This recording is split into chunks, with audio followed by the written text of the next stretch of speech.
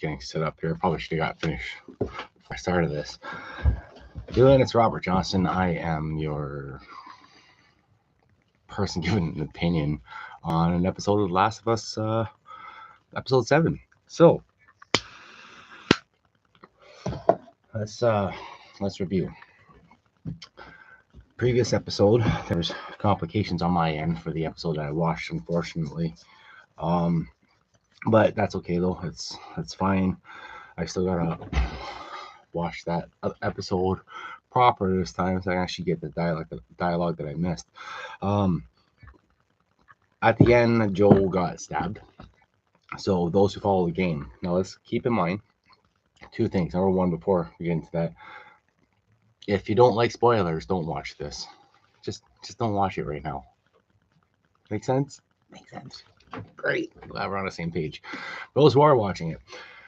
Let's see here. At the end of the episode 6, Joel was stabbed with a broken bat, which in a game something similar happens, slightly different, but either way, what was predicted to happen was they're going to be in a small town now. Sure enough, they are. But smart directors and writers and all that, they tie in episodes, as I mentioned before. I noticed that what would be like hours of gameplay turns into like an hour episode. So they're in a small town. Now, what I expected to happen was going to be like majority of the whole small town incidents that took place in the game. No. Completely different. The house they zoom in on, the house that Ellie ends up getting them to safely and get the horse inside the garage and all that. It looks like one of the houses in the game. Like not so much for the cabin area where all this should be taking place according to the game, but more so like one of the areas from Billstown, right? So I thought that was interesting. Like looking, going, actually that house looks familiar. So that was pretty cool. Oh yes, I might as well share my cup of coffee with this. I'm allergic to stupidity, so I believe I break out in sarcasm. Sorry if I do. It's just a natural reflex. Anywho, it starts off where it shows the house, then it shows the horse inside the garage, then it shows the basement. So in the game, Ellie goes out, I guess, go get food, medical supplies, anything she can to try to help Joel. Right, so she runs into, I guess, townspeople that area. So it is what it is for that area. But that's not where we're at. Joel tells her to fuck off, like get out of here, go. And she was pretty relentlessly pissed and refused to leave his side, which, go figure, this thing has not stopped all day. Oh boy, people all over the world trying to call me today. They had it so that the end of the episode, she was actually up in the kitchen and she got some thread and a needle and she went down to go sew him up. So a whole section that could have happened, because in the game he's already sewn up and stuff, I believe, if I'm not mistaken. So it's almost like that, 3 months later, 2 months, whatever it is in this specific case, there's probably a couple weeks or a week or so. What we don't see in the game is what they put here. But what they did for tying stuff in, this is brilliant. It was like she went upstairs and she started reminiscing. So when she got told to basically go away, don't just leave or whatever, that's what she did. She went upstairs, she started reminiscing, and what she reminisced about was Riley. So for those who followed the actual series of the games, I believe it was called Left Behind. Last of Us Left Behind. So that one, my cigarette went out. Oh no. That one is based on the story of the night, mid-morning, whatever you want to call it. The story of Ellie's friend Riley. She she came back after running away for like 3 weeks. She sneaks up on Ellie. Ellie almost stabs her because it's the middle of the night, lights out.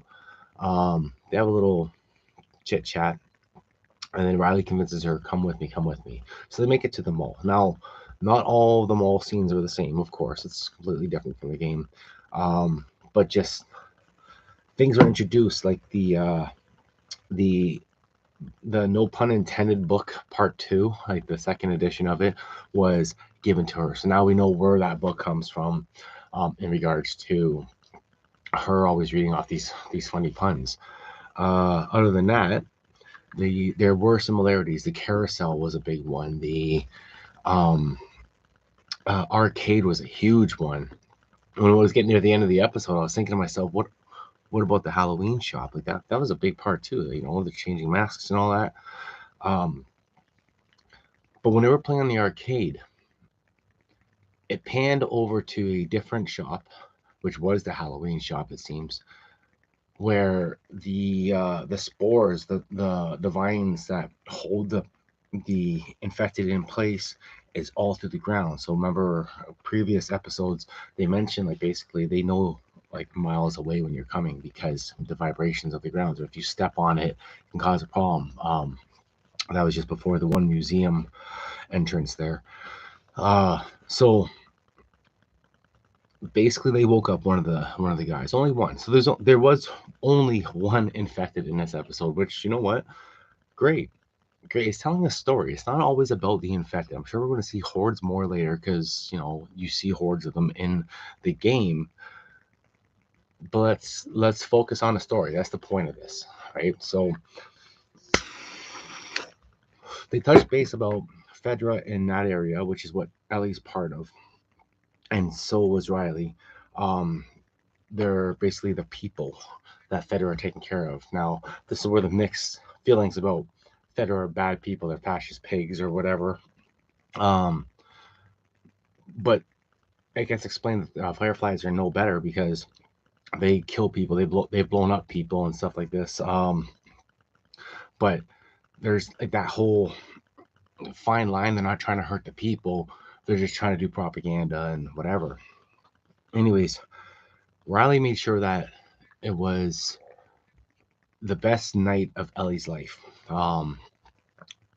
Things started to come into light. Like the fact that Ellie clued in, like you're not here hanging out because you want to hang out. You're here because you got posted here and stuff like that.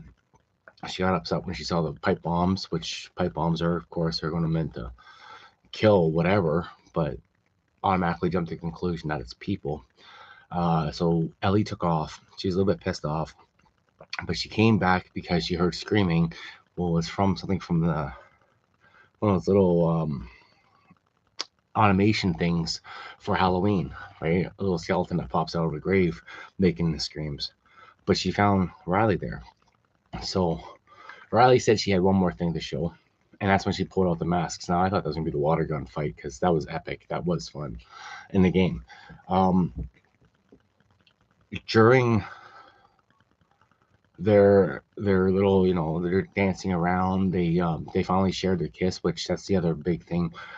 This is the episode that reveals that Ellie, um she's more of the tomboy. She's like a two-spirited type of person where she wants her best friend is who she loves. So she ends up basically giving her a kiss and stuff. So like that was the episode. It happened the same way in the game. It was expected to happen in the game. Hank Madugo, whoop whoop, how you been, bro? I've been good, bro. Thank you very much. This is just my thing I do for The Last of Us because I love the game so much. I do a review on the series now. Anyways, for those who are still following this little chat thing, I just noticed my buddy's online and he just said hi to me here. So it reveals that she's two-spirited, that she is like basically gay or lesbian, whatever you want to call her, or she's just curious, right? Whatever the case is at this point. With that being said, that's when the creature comes out, right? When the creature is basically infected, it ends up biting Riley and biting Ellie. So the mark that's on her arm that shows like she didn't get infected, like she's immune. This is the moment. This is when it happens. It's all about the Left Behind segment that you learn all this. She ends up coming through when all the options were laid on the table. What do we do? Do we kill ourselves now? Do we kill each other?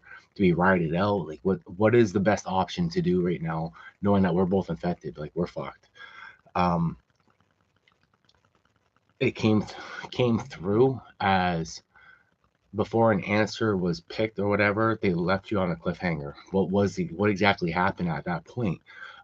She's now in the kitchen with the thread needle. So it was a quick little whoa. No, I want to know what happens here, because it's different from the game, right? So I honestly can't remember what happened in the game. I played that part so many times. Anyways, with that being said, she goes downstairs. Joel's there. You can tell he's very weak and in a lot of pain. Ellie grabs his hand. He squeezes her hand back.